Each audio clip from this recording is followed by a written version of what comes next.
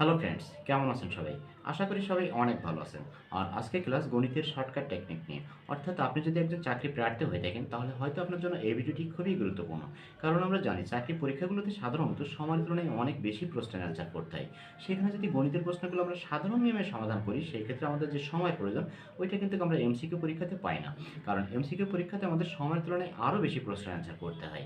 তাই আমাদেরকে অবশ্যই গণিতের শর্টকাট টেকনিকগুলো জানতে হবে এমসিকিউ পরীক্ষার জন্য। কারণ এমসিকিউ পরীক্ষাতে যেই ধরনের প্রশ্নগুলো হয়ে থাকে ওই প্রশ্নগুলোর কিন্তু কোনো না কোনো শর্টকাট পদ্ধতি আছে। হয়তো কোনোটা আমাদের জানা থাকে আর কোনোটা জানা থাকে না। তাই আমরা চেষ্টা করব সবগুলো পদ্ধতি জানাই। তাই আজকে সেদিকটা বিবেচনা করে মূলত আজকের বিষয়টি হচ্ছে বর্গ নির্ণয়ের শর্টকাট পদ্ধতি। অর্থাৎ বর্গ নির্ণয় করতে পারবো আমরা খুব সহজেই। মুখে মুখে অ্যান্সার বের করতে পারবো। একটি সংখ্যা দেখে আমরা তার বর্গটা কি যদি আমরা মুখে মুখে বের করতে পারি তাহলে সেটা নিশ্চয়ই অনেক আনন্দের বিষয়। তো চলুন সেই বিষয়টা আজকে শিখি। এই বিষয়টা মূলত আমরা ৩ টে টাইপে ভাগ করছি। অর্থাৎ টাইপ 1, টাইপ 2 এবং টাইপ 3। এখানে দেখতেই পাচ্ছেন টাইপ 1, টাইপ 2 এবং টাইপ 3। আমরা এই ৩টা পদ্ধতি শিখব। টাইপ 1 যেটা থাকছে একটি সংখ্যার লাস্ট সংখ্যা অর্থাৎ একক সংখ্যাটা যদি 5 থাকে তখন আমরা কি করব একটু দেখুন। ধরুন একটি সংখ্যা আমি এখানে রাখলাম 85। এর বর্গ আমরা কিভাবে করব? 85 অর্থাৎ 85 এর বর্গ করতে গেলে কিন্তু আমাদেরকে 85 এবং 85 দ্বারা গুণ করতে হবে। সেক্ষেত্রে বেশ একটু সময়ের প্রয়োজন। আমরা কিন্তু অত সময় আমরা এমসিকিউ পরীক্ষাতে দিতে পারবো না। সুতরাং আমাদেরকে অবশ্যই শর্টকাট টেকনিক জানতে হবে।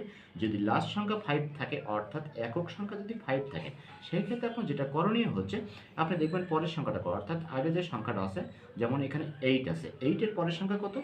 9। এখন আপনাকে কাজ হচ্ছে এই যে 8 এবং 9 দুইটা গুণ করা। অর্থাৎ এখানে যে সংখ্যাটা থাকবে এই সংখ্যার সাথে এর পরের সংখ্যাটা গুণ করা।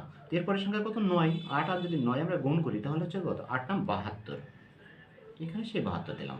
8 নাম 72। এখন 5 লাস্ট সংখ্যা যদি 5 থাকে তাহলে 5 কে 5 দ্বারা গুণ, অর্থাৎ 5 5 25। এই যে এই 85 এর বর্গ হচ্ছে 7225। এটা যদি আমরা 85 এবং 85 গুণ করি তাহলে কিন্তু আমরা এটা পাবো। আর ক্যালকুলেটর চাপলে তো এটাই পাচ্ছি। এরপরে যদি আমরা আরও একটা যদি প্র্যাকটিস করি, অর্থাৎ ধরুন এখানে আমরা 45 এর বর্গ নির্ণয় করব। 45 এর বর্গ নির্ণয় করতে গেলে আমরা কী করব? এখানেও ঠিক তাই করব। লাস্ট সংখ্যা যেহেতু একক সংখ্যাটা 5 এবং এর আগের সংখ্যা আছে 4, 4 এর পরের সংখ্যাটা কত? 5। তাহলে 4 আর 5 যদি আমরা গুণ করি তাহলে কত হচ্ছে? 4 5 20, অর্থাৎ 20।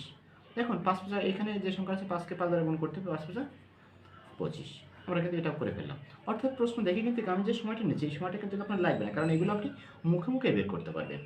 যদি আমরা আরেকটা দেখি, ধরুন 95 নিলাম। 95 এর বর্গ কত হবে? এখন আপনার কাজ হচ্ছে কি 9 এর পরের সংখ্যা কত? 10, 9 10 কে 90।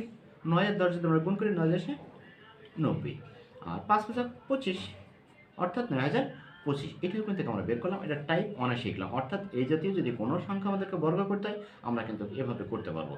টাইপ 2 টা যদি আমরা দেখি আরেকটু দেখুন। টাইপ 2 তে যদি কোনো সংখ্যার শেষে শূন্য থাকে অর্থাৎ একক সংখ্যা যদি শূন্য হয় সেই ক্ষেত্রে আপনি কী করবেন? ধরুন এমন একটা সংখ্যা যদি আমরা নেই 40 নিলাম, ধরুন 40 নিলাম। 40 এর আমরা বর্গ নির্ণয় করব।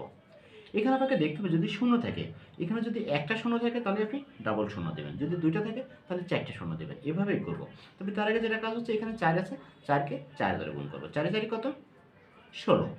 আর এখানে একটা শূন্য আছে, আমরা এখানে ডাবল শূন্য নেব, অর্থাৎ 1600 হবে। এটা বর্গ করলে কিন্তু 1600 পাচ্ছি। যদি আমরা আরও একটা দেখি 40, এখানে আমরা যদি পরে আরেকটা সংখ্যা ধরুন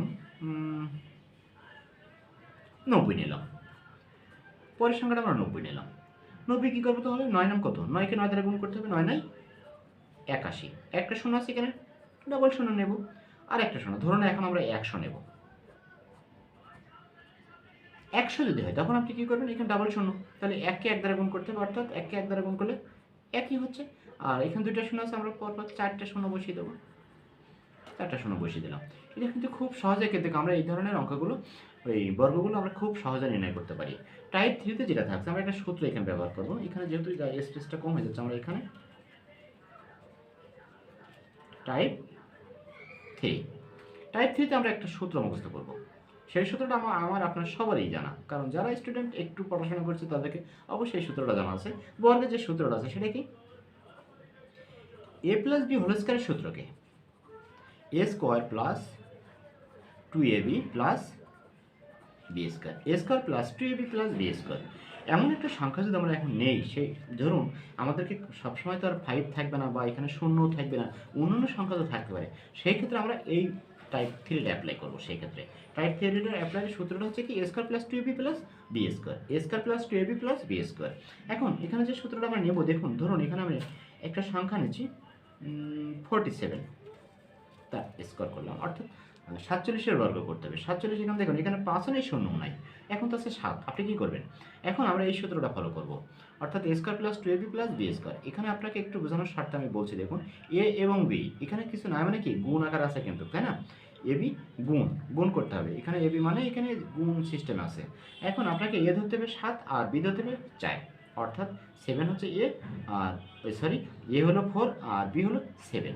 এখানে লাস্ট আছে কি বি স্কোয়ার, অর্থাৎ বি তো আমরা এখানে 7 ধরছে, এই যে 7 আছে সেটা, তাহলে এ স্কোয়ার, তাহলে 7 সাথে কত 49, 49-এর 9 নিলাম, হাতে কত থাকছে 49-এর 9 হলে হাতে তো 4 থাকছে। এখন আপনার মাঝখানে কাজটা করতে হবে, অর্থাৎ টু এবি না, এখন এবি, অর্থাৎ 4 আর 7 এই দুটোই তো এবি, আর 4 আর 7 যদি আমরা গুণ করি তাহলে কত, 4 7 28, 28 না, এখানে 2 আছে, তাহলে 28-কে আবার 2 দ্বারা গুণ করতে, 28 জন্য কত 56, আর হাতে কত ছিল 49-এর 9 নিয়েছিলাম, হাতে তো 4 ছিল, তাহলে 27টা সরি 4 7 8, 28 জন্য 56, 56-এর সাথে এখন আমরা 4 যোগ করব, 56-এর সাথে 4 যোগ করলে হচ্ছে কত 60, 60-এ 0 নিলাম, হাতে কত থাকছে 6।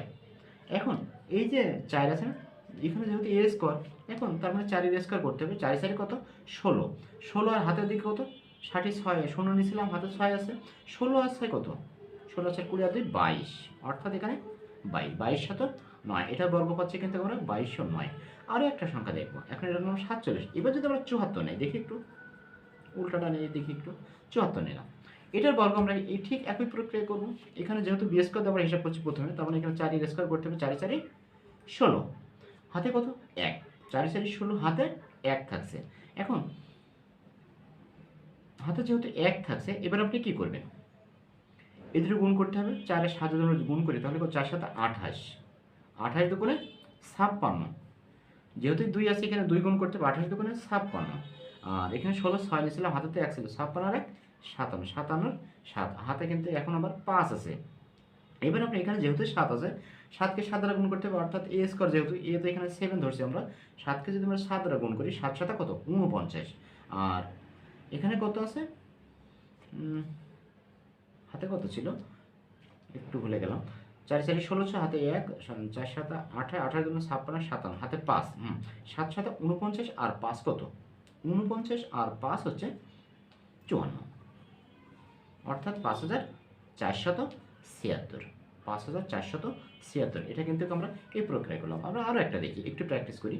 ধরুন এখানে আমরা 92 নিলাম, নিজের মতো করে আমরা যেটা খুশি নিতে পারি, আপনি একটু বাসায় প্র্যাকটিস করবেন, তাহলে কিন্তু এগুলো সবই ইজি আপনার হয়ে যাবে। এখানে আমরা 92 নিলাম, অর্থাৎ 92, এখানে বি হলো 2 আর এ হলো 9।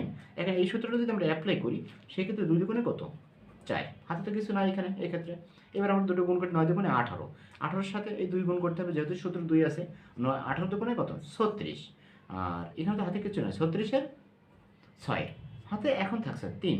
এবার আমরা 9-কে 9 এর স্কোয়ার মানে কি 9 9 81, 81 আর 3 যোগ করলে কত হচ্ছে 84, 3 হলো হাতে ছিল তাই 36 6 নিয়েছিলাম, তার মানে 8464।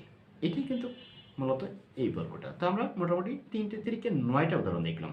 তো বন্ধুরা এই ছিল মূলত আজকের এই ভিডিওটি। যদি ভালো লেগে থাকে অবশ্যই শেয়ার করবেন, আর আপনি যদি আমার চ্যানেলটিতে নতুন হয়ে থাকেন তাহলে অবশ্যই চ্যানেলটি সাবস্ক্রাইব করে পাশে থাকা বেল আইকনটি বাজিয়ে অল করতে ভুলবেন না, যাতে আমার পরবর্তী ভিডিওর নোটিফিকেশন সবার আগে আপনার ফোনে পৌঁছে যায়। কারণ আমরা প্রত্যেকটা ভিডিওই কম বেশি কিন্তু আমরা এই শর্টকাট টেকনিক নিয়ে আলোচনা করে থাকি, অর্থাৎ আমরা শর্টকাট টেকনিকের ভিডিওগুলো বেশি প্রাধান্য দিয়ে থাকি, যাতে আপনারা এখান থেকে কিছু শিখতে পারেন। আমি অনেক জানি সেটা বলি না, তবে জানার চেষ্টা করি, আপনারা চেষ্টা করলে পারবেন। তো আজকের এই পর্যন্তই, সবাই ভালো থাকবেন, খোদা হাফেজ।